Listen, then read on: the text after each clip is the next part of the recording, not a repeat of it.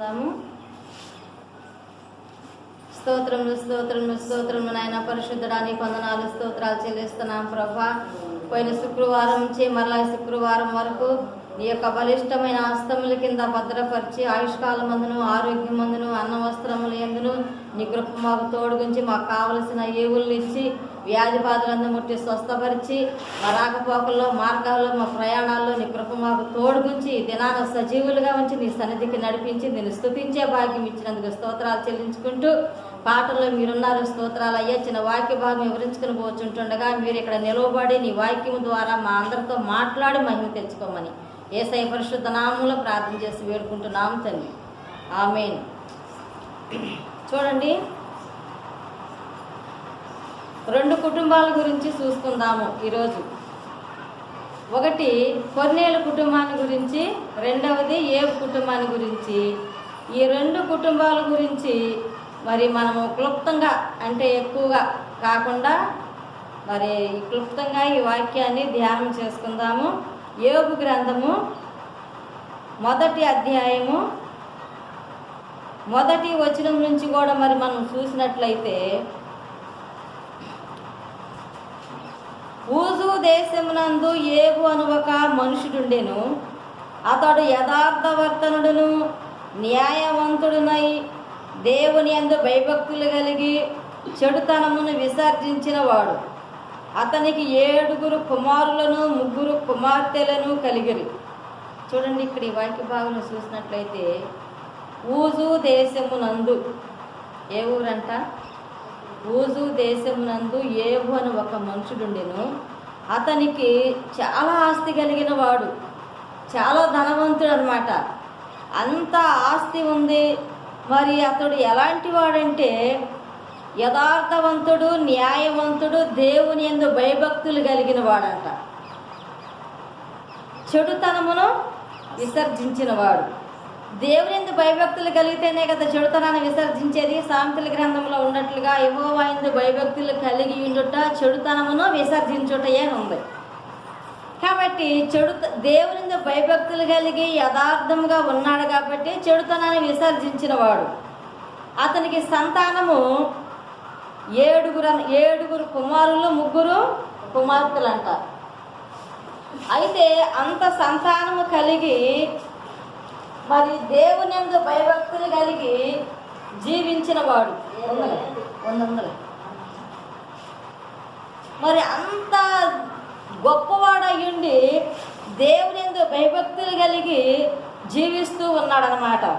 అయితే అతనికి ఆస్తి చూసినట్లయితే 7,000 గొర్రెలను, చూడండి అక్కడ 3వ అధ్యాయంలో 3వ వచనంలో చూడండి, 1వ అధ్యాయం 3వ వచనంలో అతనికి 7,000 గొర్రెలను 7,000 గొర్రెలను 3,000 ఒంటెలను 3,000 ఒంటెలను 500 జతల ఎడ్లను 500 జతల ఎడ్లను 500 ఆడు గాడిదలను కలిగి 500 ఆడగాడిదలను కలిగి బహుమంది పనివారును అతనికి ఆస్తిగా ఉండెను. చాలు, చూడండి, ఎంత ఆస్తి కలిగి ఆ తూర్పు దిక్కు జనులందరిలో కంటే ఇతడే చాలా ధనవంతుడు అనమాట.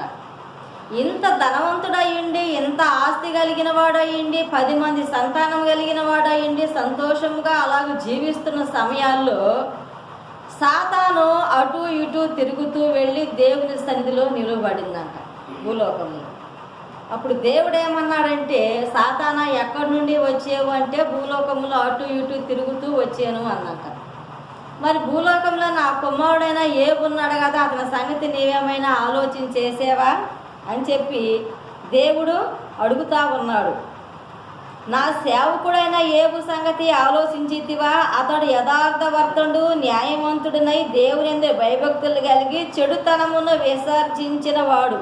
భూమి మీద అతని వంటి వాడు ఎవడు లేడు అని అడుగగా అపవాది అంటుంది కదా, ఊరకయే దేవుని యందు భయభక్తులు గలవాడయ్యాడా. చూడండి, తృణీకరిస్తుంది అన్నమాట. ఊరకనే నీ యందు భయభక్తులు గలవాడయ్యాడా? నువ్వు అతని ఇంటి చుట్టూ ఏం వేసావంట? కంచి వేసావు కదా. అతను ఆ సమస్తమును మరి అతని ఇంటి వారికి అతను కలిగిన సమస్తమునకును చుట్టూ కంచి వేసితివి కదా. నీవు అతని చేతి పని దీవించుట చేతనే అతని ఆస్తి దేశంలో బహుగా విస్తరిస్తూ ఉందంట. చూడండి, దేవుడు ఏం వేస్తాడంట? కంచి వేస్తాడంట. యెహోవా యందు భయభక్తులు గలవారి చుట్టూ ఆయన దూతను కాపలా ఉంచి వారిని రక్షిస్తాను అన్నాడు. అనలేదా వాక్యంలో?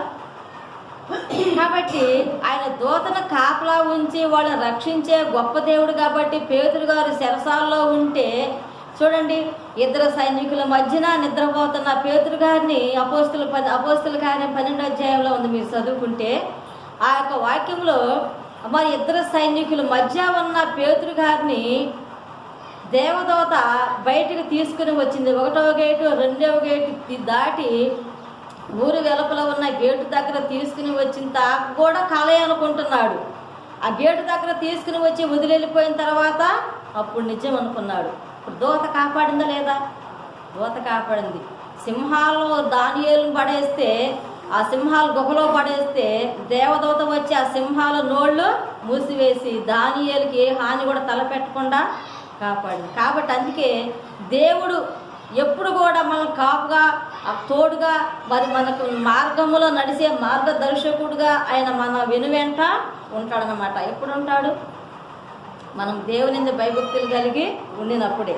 కాబట్టి అందుకే ఇక్కడ దేవుడే అడుగుతున్నాడు, అతడు యథార్థవంతుడు. ఎవరు సాక్ష్యం ఇస్తున్నారు? దేవుడు చెప్తా ఉన్నాడు అపవాదితో, అతడు యథార్థవంతుడు, న్యాయవంతుడు, చెడుతనమును విసర్జించిన వాడు, అతడు మరి భూలోకంలో ఉన్నాడు అంటే అపవాదం ఏమంటుంది? ఊరకయ్య నీ యందు భయభక్తులు గలవాడయ్యాడా? అతని ఇంటి చుట్టూ కంచి వేసేవు, అతడు కలిగిన సమస్తము నువ్వు దీవించి ఆశీర్వదిస్తున్నావు. ఆశీర్వదించే దేవుడు యెహోవా ఇచ్చే ఆశీర్వాదము ఐశ్వర్యం ఇచ్చిద్దంట.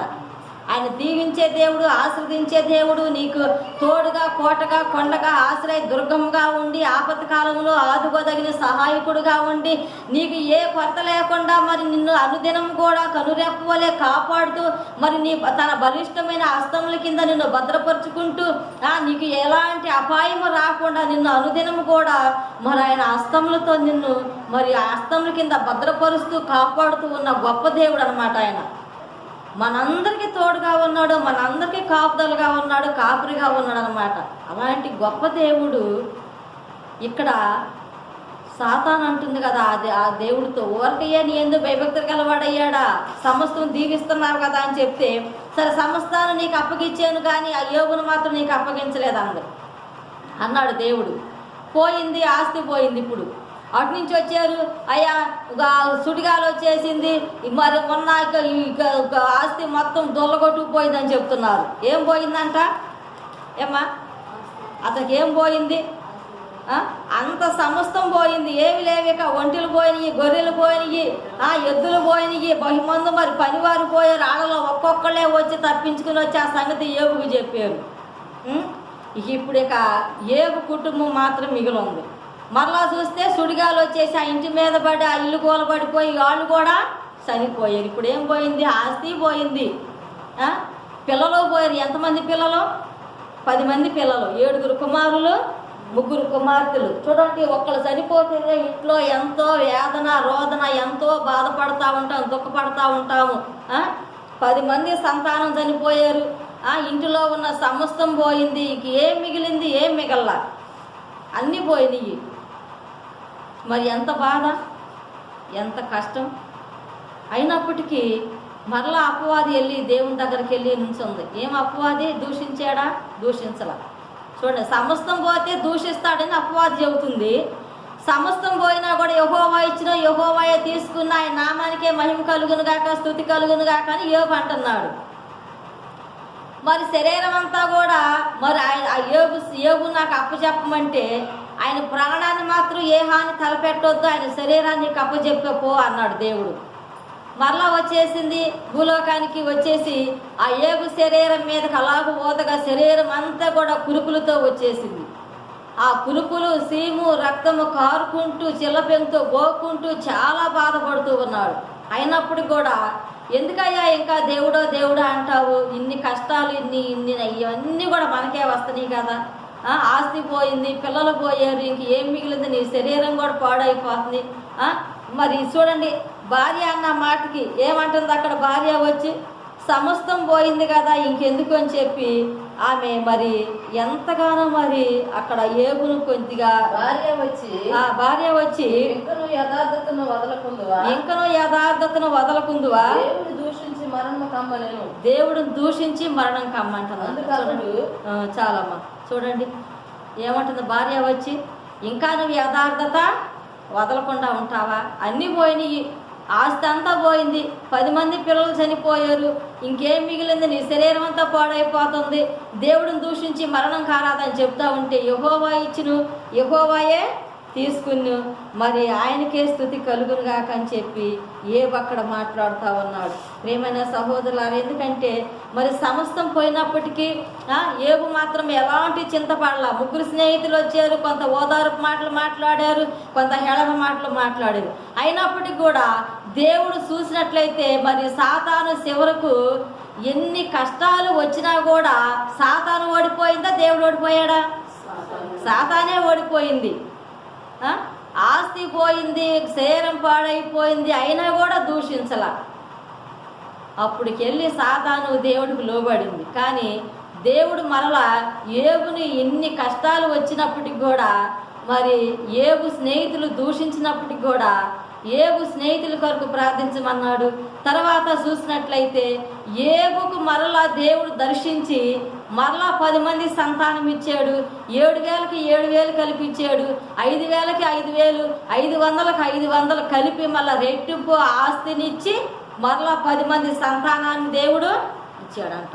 చూడండి ఎన్ని కష్టాలు, నష్టాలు, ఇరుకులు, ఇబ్బందులు, శోధనలు, బలహీనతలు వచ్చినప్పటికి కూడా ఏ మాత్రం కూడా నోటి మాట ద్వారానైనా ఏబు పాపం చేయలేదంట. మరి మనము కష్టాలు వస్తే కృంగిపోతాము.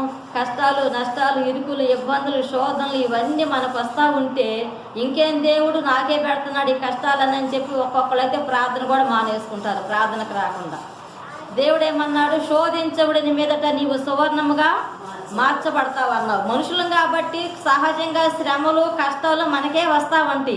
తర్వాత మళ్ళీ అక్కడ యాకోబు పత్రికల కింద ఏమన్నాడు? శోధనతో పాటు తప్పించుకునే మార్గాన్ని కూడా నేను మీకు కలిగిస్తానన్నాడు.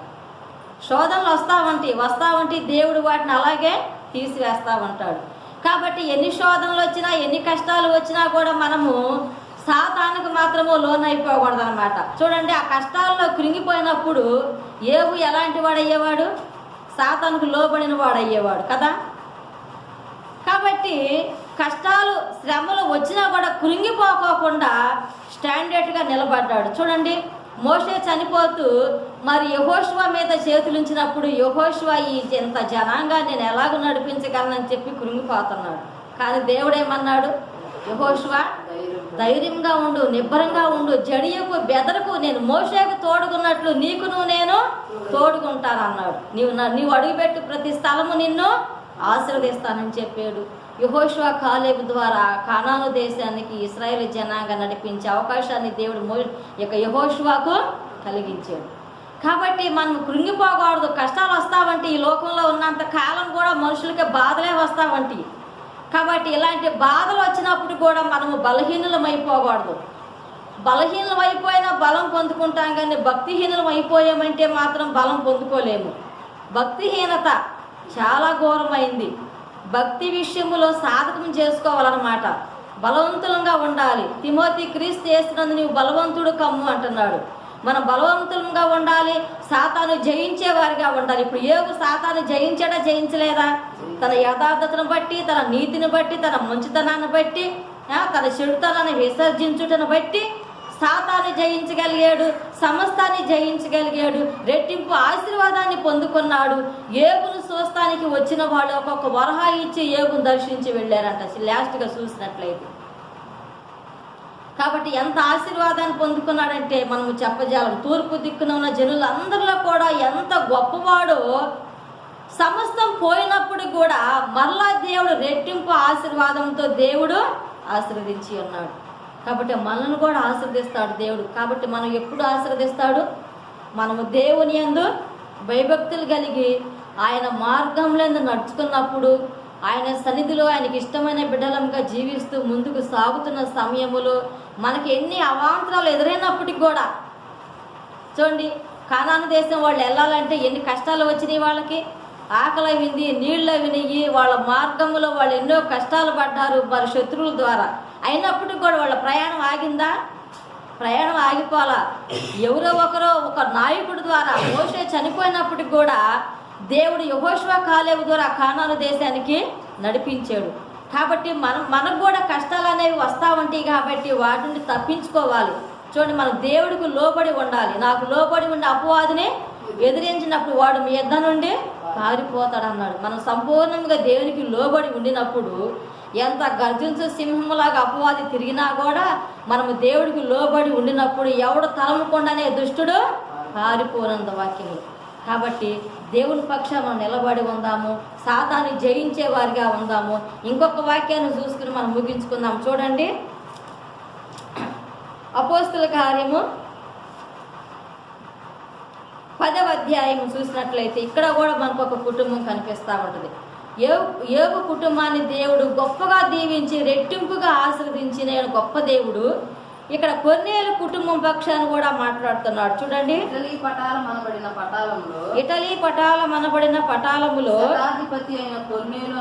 శతాధిపతి అయిన కొర్నేలు ఒక భక్తి పరుడొకడు కైసరిలో ఉండెను. అతడు తన ఇంటి వారు అందరితో కూడా దేవుని యందు భయభక్తులు గలవాడయుండి ప్రజలకు బహు ధర్మము చేయుచు దేవునికి ప్రార్థన చేయవాడు. చాలు. చూడండి, ఇక్కడ ఇతడు కొర్నేలి. ఇతడు ఎలాంటి వాడంట? తన ఇంటి వారు అందరితో కూడా భయభక్తులు కలిగిన వాడు. తను భక్తిపరుడు. చూడండి, భక్తి మార్గములో నడుచుకుంటూ ఉన్న సమయములో దేవుడు తన కుటుంబాన్ని కూడా రక్షించి ఉన్నాడు. తన కుటుంబ సమేతంగా దేవుడు రక్షించి ఒక సాక్షిగా నిలబెట్టుకున్నాడు. మన కుటుంబంలో మనము ఒకరం రక్షించబడ్డామనుకోండి, మన కుటుంబం కొరకు మనం భారం కలిగి ప్రార్థన చేస్తే మన కుటుంబంలో అందరూ కూడా రక్షించబడరా? కాబట్టి ఇక్కడ తన ఇంటి వారందరితో కూడా దేవుని భయభక్తులు గలవాడయుండి ప్రజలకు బహు ధర్మము చేయొచ్చు, ఎల్లప్పుడూ దేవునికి ప్రార్థన చేయవాడంట. ఎల్లప్పుడూ కూడా. చూడండి, అన్నిటికీ మించి ప్రార్థన చాలా ప్రాధాన్యత. ఈ లోకంలో మనము దేనికి ప్రాధాన్యత ఇస్తున్నాము? ఉదయం లేచిన దగ్గర నుంచి కూడా సాయంత్రం వరకు కూడా మనము ఎంతగానో కష్టపడుతూ ఉంటాము. శరీరం అలసిపోయేటట్టు పనులు చేసుకుంటూ ఉంటాము. చూడండి, వంట పని, ఇంటి పని, ఒకవేళ మరి స్త్రీలు ఇంకా వెళ్ళాలనుకుంటే పొలం వెళ్ళి పొలం పనులు చేసి వస్తారు, చాలా అలసిపోతూ ఉంటారు. ఈ పనులన్నిటికీ ప్రాధాన్యత ఇస్తున్నాము, కానీ ఒక గంట సమయంలో దేవునికి మనం ప్రాధాన్యత ఇచ్చి ప్రార్థన చేసుకుంటున్నామా? ప్రార్థనా జీవితం మనలో ఉన్నదా? అన్నిటికంటే మించిన ప్రార్థనే మనకు ప్రాధాన్యత. కాబట్టి మనం ప్రార్థనలో ఎదగాలన్నమాట. అలాగూ దేవునికి ఎల్లప్పుడూ ప్రార్థన చేసేవాడంట. ఎవరు? కొర్నేలి. అలాగూ ప్రార్థన చేసే సమయంలో ఇంచుమించు 3 గంటల వేళ దేవుని దూత అతని దగ్గరకు వచ్చి కొర్నేలి అని పిలుచుట అతనికి దర్శనం ముందు తేటగా కనబడిందంట. చూడండి, ప్రార్థన సమయంలో మనం ప్రార్థన చేసుకుంటూ మనం అలసిపోయి మన ప్రాణము ఒకవేళ అలాగూ మరి మహగన్నుగా అలాగూ ఉండిన సమయంలో దేవుని దర్శనము ద్వారా మనం పిలుస్తూ ఉంటాడు. ఒకవేళ వాక్యం ద్వారా పిలుస్తూ ఉంటాడు. ఏదో ఒక రూపేణ దేవుడు పిలుస్తూ ఉంటాడు ఒక్కొక్కరిని. ఇక్కడ కొర్నేలిని పిలుస్తూ ఉన్నాడు. కొర్నేలి అని పిలిచినప్పుడు అతడు దూత వైపు బాగా తేరి చూశాడంట. భయపడి అతడు ప్రభువా ఏమని అడిగాడంట. అందుకు దూత, నీ ప్రార్థనలను నీ ధర్మకార్యములను దేవుని సన్నిధికి జ్ఞాపకార్థముగా చేరినవి. చూడండి, మన ప్రార్థన ఇక్కడ కొర్నేలి ప్రార్థన దేవుని సన్నిధికి జ్ఞాపకార్థముగా చేరిందంట. మన ప్రార్థన మరి చేరుతుందా? మనం ప్రార్థన చేస్తూ ఉంటాము. ఒకవేళ మనం అనుకుంటాము, నేను ఎన్నో సంవత్సరాల మట్టి ప్రార్థన చేస్తున్నాను, నా ప్రార్థన ఆలకిస్తున్నావు ప్రభా, నాకు సహాయం రావట్లేదయ్యా, నా ప్రార్థన ఆలకిస్తున్నావా, నాకు సహాయం రావట్లేదు ప్రభా అనుకుంటాము. కానీ ఆయనకు మనకు మధ్య ఏమున్నదో యెషయా గ్రంథంలో ఏముంది? మీ పాపములు మీ దోషములు మీకు నాకు అడ్డుగా ఉన్నాయి కాబట్టి మీ ప్రార్థన నేను ఆలకించకుండా ఉండాను అంటున్నాడు. ఆయన అంటున్నాడు ఒక మాట, రక్షింప నేర్పినట్లు యెహోవా హస్తము కురచకాలేదు, వెన్నెరకున్నట్లు ఆయన చెవులు మందము కాల. మన ప్రార్థన ఆలకిస్తాడు. కానీ మనకు సమయాన్ని ఇస్తున్నాడు.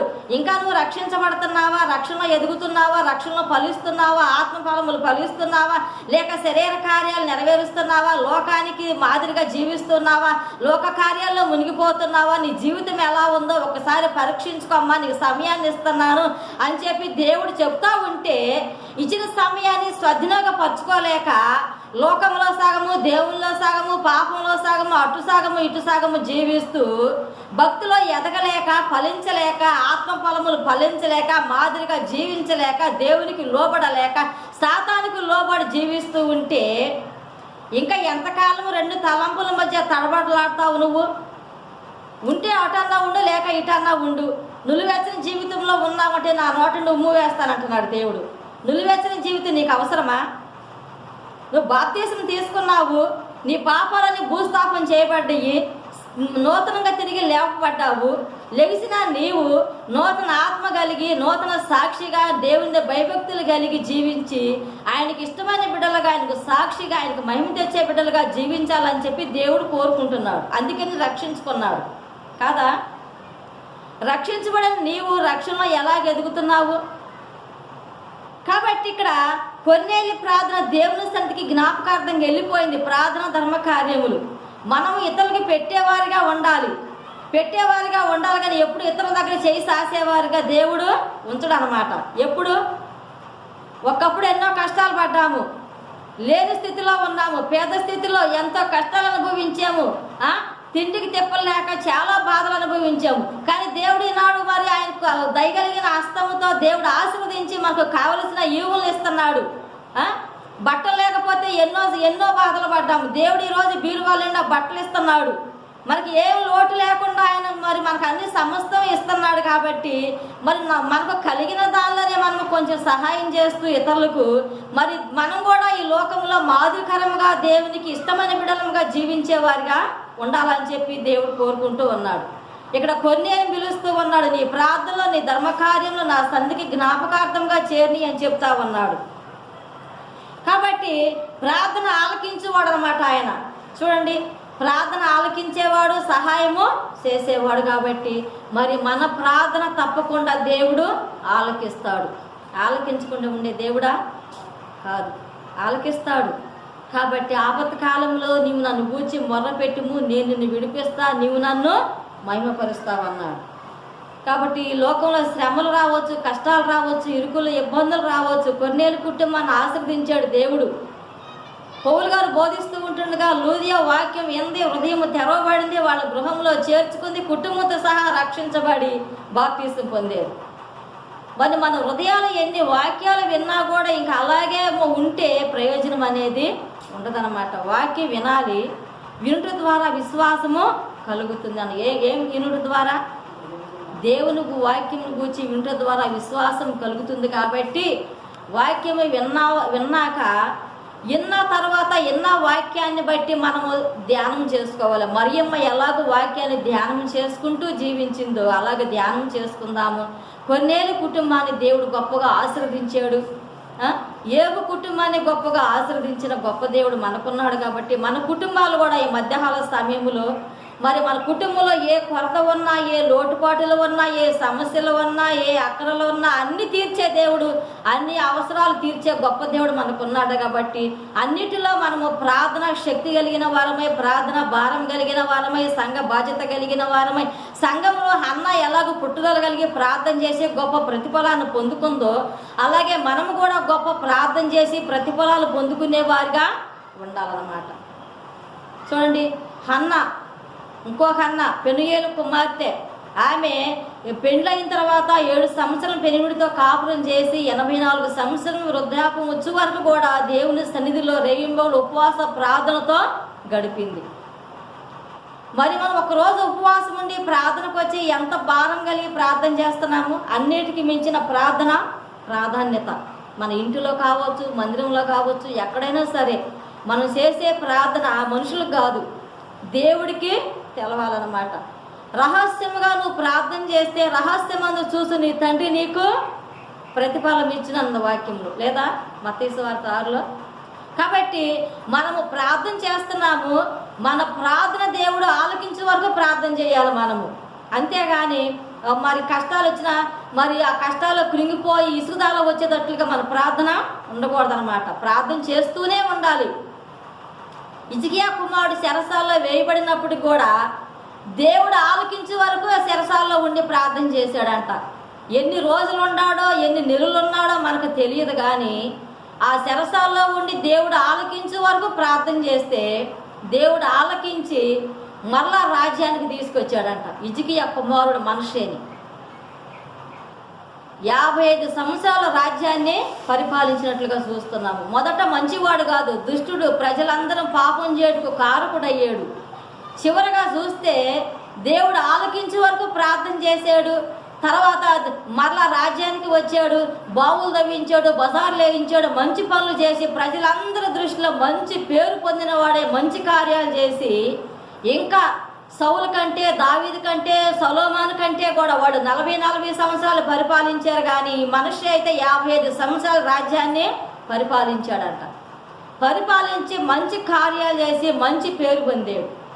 కాబట్టి మనము కూడా మొదటిగా మంచి వాళ్ళగా ఉండలేని స్థితిలో ఉన్నప్పటికీ మన స్వభావాన్ని మార్చుకుని రక్షించబడ్డాం. కాబట్టి రక్షించబడిన నాటి నుంచి కూడా దేవుడి పిలుపు వచ్చే వరకు కూడా దేవునికి ఇష్టమైన బిడ్డలముగా, దేవుని భయభక్తులు కలిగిన బిడ్డలముగా ఉండి దేవునికి మహిమ తెచ్చే బిడ్డలముగా జీవిస్తూ ముందుకు సాగిపోతాము.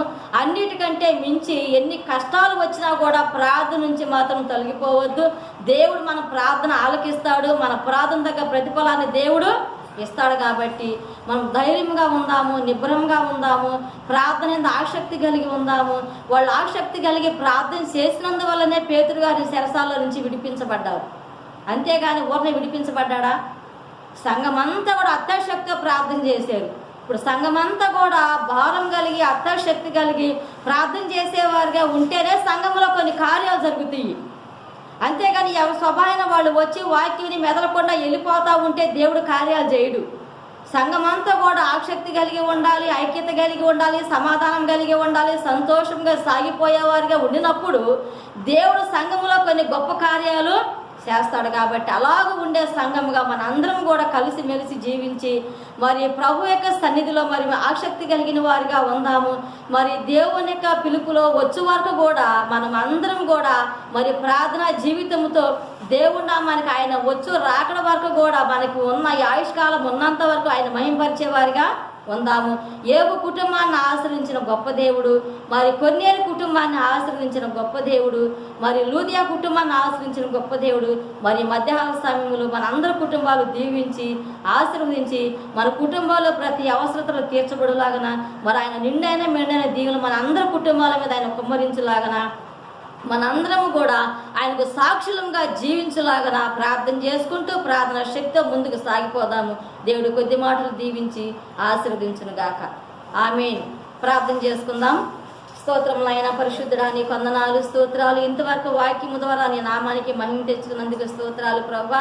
మేము కూడా నా ప్రభా నైనా యోబు ఎలాగో జీవించాడో నా ప్రభా నీ ఎంతో భయభక్తులు కలిగి, కొన్నేళ్ళు నీ ఎంతో భయభక్తులు కలిగి ఎలాగో జీవించాడో ప్రభా మేము కూడా నీ ఎంతో భయభక్తులు కలిగి అలాగో జీవించలాగిన కృప సహాయము దయచేయమని అయ్యా మా జీవితం ముగి వరకు నీ రాకడ వచ్చే వరకు నీకు సాక్షులుగా నీకు మహిమ తెచ్చే వారికి ఉన్నట్లు కృప అనుగ్రహించమని కూడి వచ్చిన బిడ్డలందరూ కుటుంబాలు దీవించి ఆశీర్వదించమని యేసయ్య పరిశుద్ధ నామములో ప్రార్థన చేసి వేడుకుంటున్నాం తండ్రి. ఆమేన్. అందరికి వందనాలు.